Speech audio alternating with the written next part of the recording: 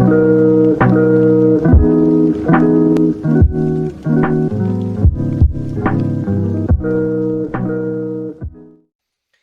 guys, what is going on? Rich here, and welcome back to another episode of Cards and Castles Known Combos. Happy New Year to you guys. Of course, New Year's Eve was last night, and we are now in the year 2020. Big things, maybe for the next decade. I have no idea.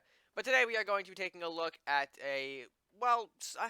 it's something that people have hinted at me for, trying to do, and that's mono decks. I personally have not been a huge fan of mono decks. I like the different options between the two factions, but I did get inspired by one of Yoda's decks, of course his mono Warlock, that kind of runs the concept of, hey, undead is pretty much all in Warlock, so you could pretty much run an undead deck just purely off of the Warlocks alone.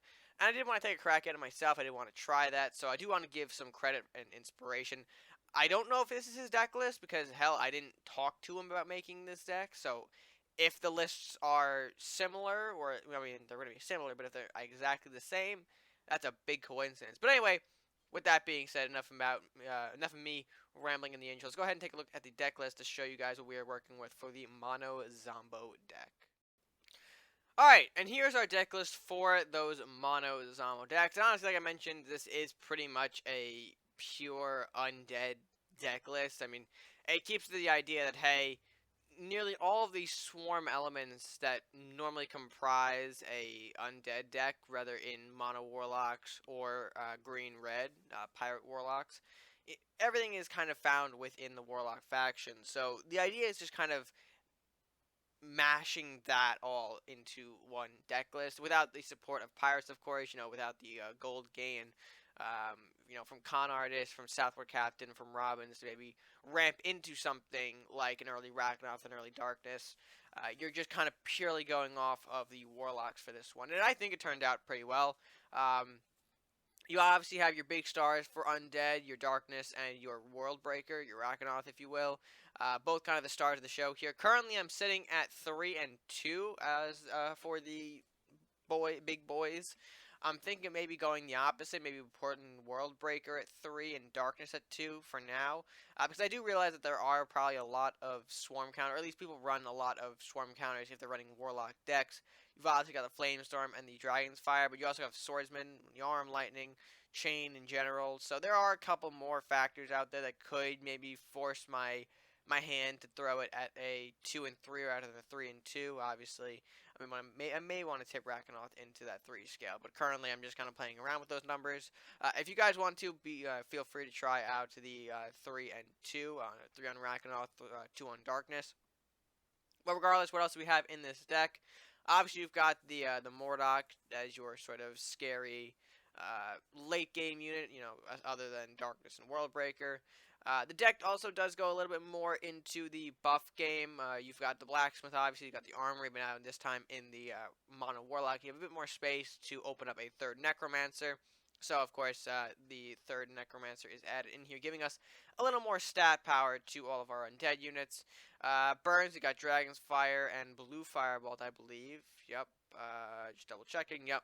I don't really have any other burns in here. I don't think it's completely necessary, but if I did have to offer up another burn, potentially, or at least if I had to make room for another burn, maybe consider Arcfire, Chaotic Storm, Witch Bolt if you're into the draw for your opponent, that works too. Any one of those could fit into this deck as well. Draw, I think you're pretty solid on in the deck. You've got Fear, Lumberjack, and Offering. Currently, Offering is at 2. I don't think it's that much necessary to include third Offering, especially since you do have the Lumberjack and the Fear providing extra draw as well. So Offering is going to be at 2 for the deck. We got the Imp, Banshee, and Acolyte as our early game units. Acolyte, of course, being a ranged zombie generator, so you gotta have an Acolyte if you're running the Mono Warlock Swarm deck, I would say. In the Pirate Warlock, he might not be so frequent, but I would say if you're running the Mono Warlock, definitely take Acolyte up as an option for zombie generation. Of course, speaking of zombie generation, we do have the Unholy Altar as well to do the similar things. You kind of want to make sure you have, constant zombies coming out to support your swarm. Blacksmith Armor, I kind of mentioned already, the global buffs, Blue Firebolt, another burn like I mentioned, the Rat King, solid defensive unit here, and how it adds to the swarm aspect by having multiple rats. Darkbenders for some extra range support. Horseman, another undead unit for your Rakanoth, and of course the damage that comes off of him can be useful. And of course you also have Keeper, giving you even more undead units to work with later down the line. Banshee, Horseman, or Wraith, of course, you can get from his pool. And with that, that's kind of, that's pretty much the deck. I don't really think there aren't too many elements that kind of stand out per se. If you already run an undead deck list, you would know that a lot of these elements are pretty similar, with the exception of maybe some number tweakage, because of course we're not running the pirates here. So, but other than that, again, similar concept, a lot of similar cards. So with that being said, let's go ahead and get into the matchup here and see how the deck actually performs. Alright, and so for our matchup here, we have a pretty decent start, I would say. The Rat King and the Horse are going to provide some early defense, and there's the Imp to give us a little bit of earlier offense. Rakanoth, I mean, I don't need you yet, that's for sure. We'll see. We'll see how things go. So he's going to start off with a Master Thief going in the Pirates. Ninja Pirates, it looks like. So, interesting choice of colors there. I'm going to go ahead and plop this Imp up here, see if I can maybe burn off the Imp or the Castle. Whatever happens, I'll be using the Rat King to clean up this Master Thief if he survives the initial Imp burn. If we get the Thief kill, maybe I'll hit the, or maybe I'll throw the Banshee out. Placing a trap down, it looks like. Alright, fair enough. Could that be potentially, I mean, it might be Aijutsu. We'll see. Doesn't look like I'm going to be finding out, because of course we did hit that burn on the Master Thief. Very good, very good. So yeah, I'm going to throw out the Banshee, keep kind of an early pressure going. I am a little bit worried about that trap, we're not going to lie here. It could be something like an Aijutsu. I imagine Secret Dragon would have been big for him there. Something like a Green Drake or a Fire Drake early on would have been a bit problematic for us. But, alright, this Horseman comes out, kills off the Banshee. That's fine. We'll get an Ice Weaving from that, which is pretty... Well, actually, yeah, we'll take that. Because we are going to trigger the trap on this Horseman here. Okay, it was Aijutsu, which is interesting. Didn't expect to see that, but that is completely fine. Gonna go for a Horseman of our own. We will get the burn, or at least the damage off on that Horseman, so... A little bit of a trade there, a little bit of a weird interaction, but again, everything is fine. I'm thinking next turn pulling out the Rat King Grotesque Offering play, just because he throws out a Flux, which is going to just take refuge in the back there. Alright. I think I'll respond by Imp Freeze? Yeah, we'll do a Freeze. That way I am kind of threatening this Flux. There's really nothing that he can lunge out to kind of kill me, unless it's like a Magic Eater or something, but that would be a waste. And I'm threatening him with both the Imp and the Horseman. I don't mind him giving... Okay, detention on my Imp. It's a bit extreme, but okay. I can see where you're coming from, I guess. Fear of the Imp. I'll give him a Flame Cannon and a heal, looks like, so that'll be good for his castle. I'm gonna go ahead...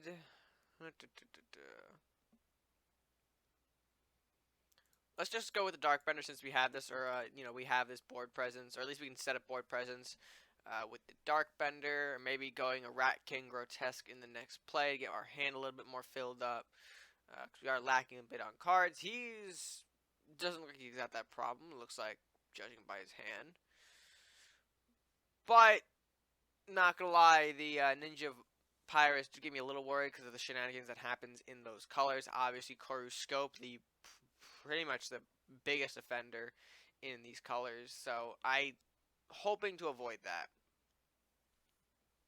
But we'll see.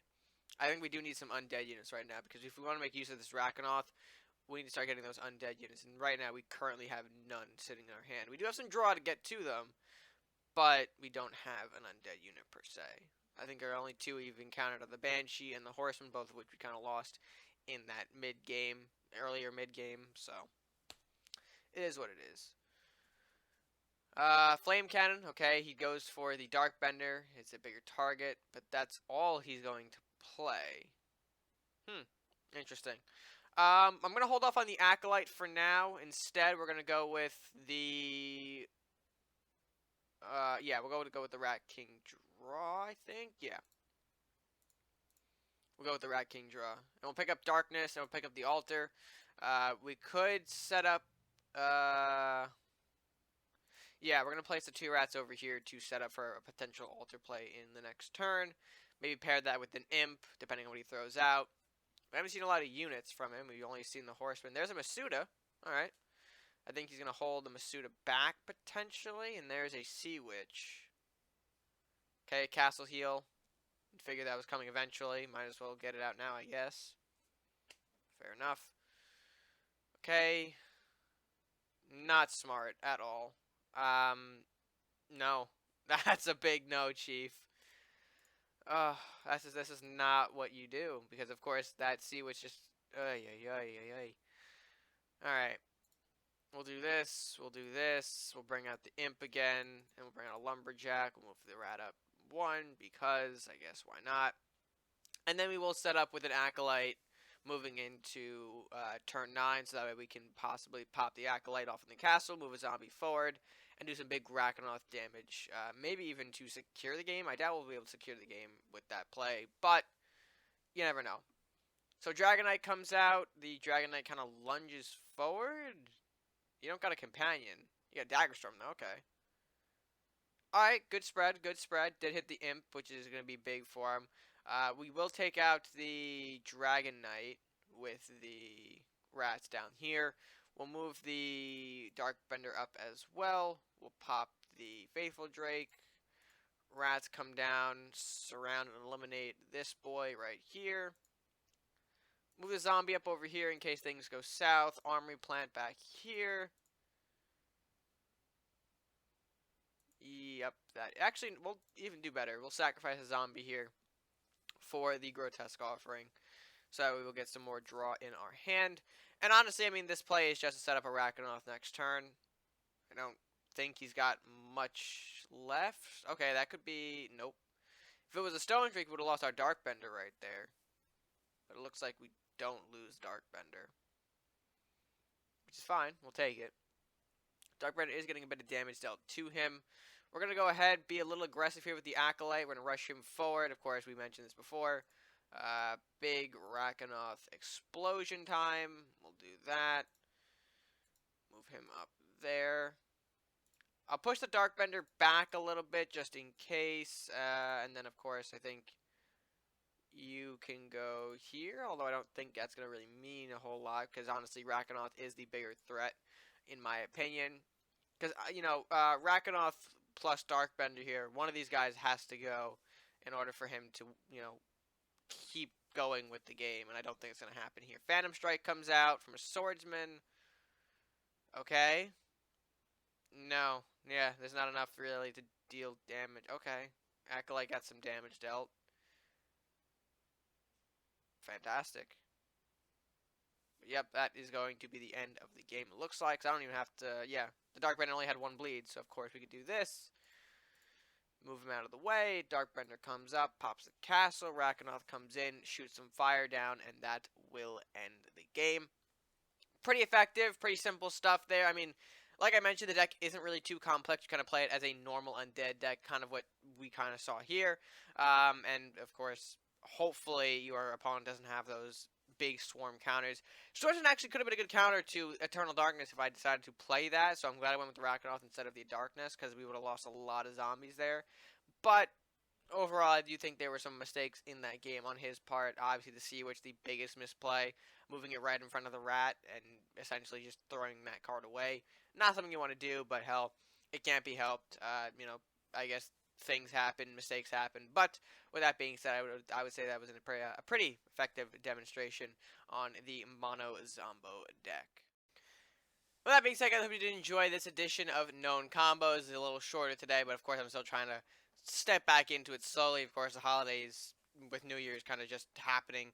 Still kind of recovering from the holiday spirit, if you will. But if you enjoyed, nonetheless, be sure to hit that like button to show your support. And of course, share with your friends. Comment down below your thoughts on the deck and deck lists, deck and matches. Deck and deck lists are the same thing, Red. But good try, good try. And yeah, subscribe if you are new or haven't done so already. Be sure to support the channel by clicking that subscribe button at no additional cost to you.